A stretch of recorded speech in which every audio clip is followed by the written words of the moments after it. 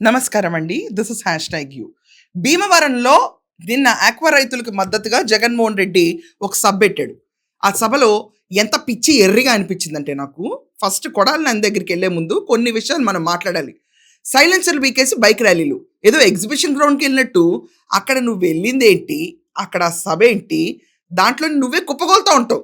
నిన్నే తోసేస్తా ఉంటారు. అని నవ్వుకుంటూ కూర్చుంటావు. అది పక్కన పెట్టు. కానీ ఆ సైలెన్సర్లు పీకిన పైశాచికత్వం ఏంటే?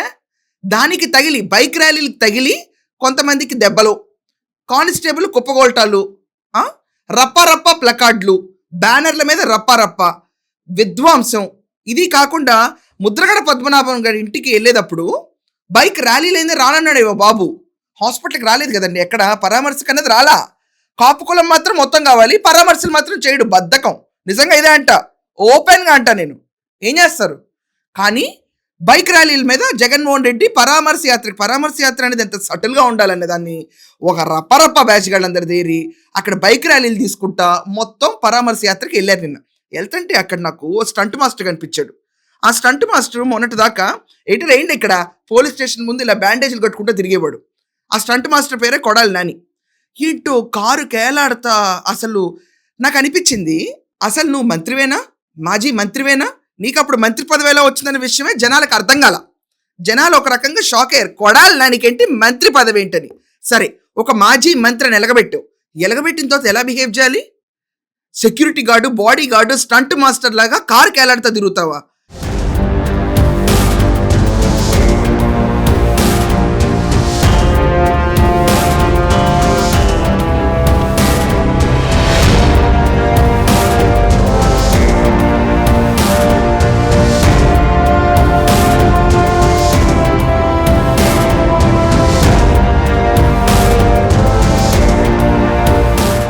ఇంత చిల్లరగా ఉంటదా?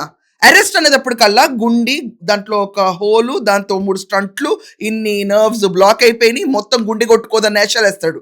మిగతా రోజుల్లోనేమో ఇలా కార్ల మీద జగన్మోహన్ రెడ్డి సెక్యూరిటీ గార్డ్‌లా తిరుగుతా ఉంటాడు. ఇంకేమనంటే మీకేంటి దోల అన్న మాటలు మన్నే అంటారు. నిజంగా ఈళ్ళే అనేస్తారు. ఓపెన్‌గా ఆళ్ళే ట్రోల్ మీమ్స్‌లో పెట్టేస్తారు. అసలు ఒక హోదా అనేది ఉండాలి. రాజకీయవేత్తలకి ఒక స్టాండర్డ్ ఉండాలి. దిగజారుడుతనంగా బిహేవ్ చేయకూడదు. జనాలు చూస్తున్నారని ఎక్కడ మర్చిపోకూడదు. పోలీసులు అంటేనేమో అంత భయం అన్నప్పుడు వెధవేషాలు వేయకూడదు. నిజమిది. ప్రతి ఒక్కళ్ళని ఇష్టం వచ్చినట్టు అంటాడు. అన్న తర్వాత నా గుండెలో ఒక హోల్ ఉంది, దానివల్ల నేను ఎక్కడికి వెళ్ళను అంటాడు. అదే మరి ఈ so called candidate Jaganmohan Reddy బయటకు రాగానే బాడీ గార్డ్, స్టంట్ మాస్టర్ లాగా ఏలాడుతూ తిరుగుతాడు. ఎక్కడి నుంచి వస్తుంది నీకు ఈ బలం? ఎక్కడన్నా రాజకీయాల్లో అండి ప్రతి ఒక్కళ్ళు ఒక డిగ్నిటీ అనేది మెయింటైన్ చేయాలి. అది ప్రజలకు చూసేవాళ్ళు హర్షిస్తారు. అంతే తప్ప చిల్లర వేషాలు వేసుకుంటూ తిరిగారనుకోండి ఒక్కళ్ళు హర్షించరు.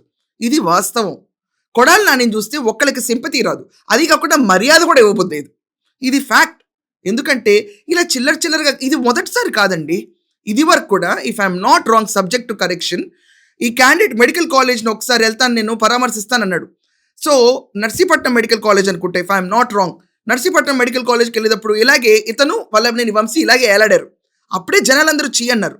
ఇది ఏ పొలిటికల్ పార్టీలో పెద్దగా జరగదు. ఎక్కడన్నా సీరియస్‌గా ఒక క్రైసిస్ వచ్చిన టైంలో ఇలా చేస్తారు ఎవరన్నా. పక్కనున్న మంత్రులు అవనండి వాళ్ళు ఎవరన్నా చేస్తారు. కానీ రెగ్యులర్ బేసిస్‌లో ఇంత చిల్లర రాజకీయాలు ఎవరు చూడరు. వాళ్ళకున్న డిగ్నిటీని తీసి పక్కన పెట్టి స్టంట్ మాస్టర్, బాడీ గార్డ్ లాగా ఎగరటం అనేది ఏ పొలిటికల్ పార్టీలో చూడం. చూస్తే ప్రజలు హర్షించరు. ఇది ఫ్యాక్ట్.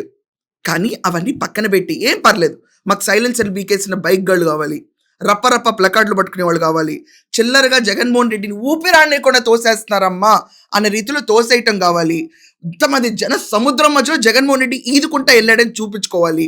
ఆఖరికి ఒక చావుకి వెళ్ళేటప్పుడు కూడా ఇష్టం వచ్చినట్టు బైక్ ర్యాలీలు పెట్టుకునే వెళ్ళాలి. సమయం, సందర్భం, ఎవరిని ఎలా వాడాలన్నది వైసీపీకి అస్సలు తెలియదు. అండ్ ఇన్ ఫ్యాక్ట్ వాళ్ళు ఇదంతా కావాల్సిగా చేపిస్తారని అర్థమవుతుంది. ఎందుకంటే ఇది మొదటిసారి కాదు, ప్రతిసారి ఇలాగే జరుగుతుంది. ఇది కాన్కాక్టెడ్ స్క్రిప్ట్. దాంట్లో ఈ గుట్కా నాని ఇలాంటి వాళ్ళు కూడా ఇలా తిరిగి ఇంకా వాళ్ళు ఏమనుకుంటారంటే మేమేదో పెద్ద వీరకృత్యం చేసామని. అయ్యేం వీరకృత్యాలు కాదు. ఫ్రాంక్లీ ఇలా కార్ల మీద ఏలాడే వాళ్ళు సెక్యూరిటీ గార్డ్స్ ఏలాడతారు. వాళ్ళు కాకుండా ఇంకెవరు ఏలాడినా కూడా ఏంటి బ్యాచ్ అని చెప్పడానికి ఒక బ్యాచ్ పేరు ఉంటుంది. ఆ బ్యాచ్ చెప్తే ఫీల్ అవుతాడు, మళ్ళీ ఖచ్చితంగా ఫీల్ అవుతారు. వీళ్ళందరికీ పరువులు ఇవ్వాలి, మర్యాదలు ఇవ్వాలంటే ఎవరు ఇవ్వరు. మీరు చూస్తూ ఉండండి, దానిపైన ఒక కేసు ప్రొసీడ్ అయిన వెంటనే పారిపోతాడు. ఇంత పిరికి కొడాలి నాని ఏదో పెద్ద పులంట, సింహం అంట. ఏంటో అక్కడ ఉంది లోపల పులో లేదో నాకు తెలియదు, పిల్లో కూడా నాకు తెలియదు, ఆ పిల్లికి తోక. హ్మ్. ఇలా ఉంటుంది. మీరందరూ హర్షిస్తారా ఇలా మంత్రులందరూ కార్ల మీద ఏలాడుతా తిరుగుతా ఇష్టం వచ్చినట్టు చేస్తుంటే? ప్రజాస్వామ్యంలో ఓట్లేసి గెలిపించి ఒకప్పుడు మంత్రులుగా ఎలగబెట్టిన వీళ్ళందరినీ ఇలా తిరుగుతున్నారు ఏంటబ్బా వీళ్ళు అని చెప్పి ఇంట్లో మన పిల్లలు తిరిగితేనే ఊరుకోం, ఏం కర్మగాలింది ఇంకని అంటాం. అలాంటిది మనం ఓట్లేసి గెలిపించి వెళ్ళిపోయిన డబ్బులు నొక్కడానికి, తినటానికి, మిగటానికి రాష్ట్రం అప్పచెప్పిన తర్వాత వీళ్ళు ఇలా వేషాలు వేసుకుంటూ వెళ్తే మీ అందరి దృష్టిలో వీళ్ళ మీద ఒపీనియన్ ఏంటో కొంచెం రాయండి. That's all for now. Thank you.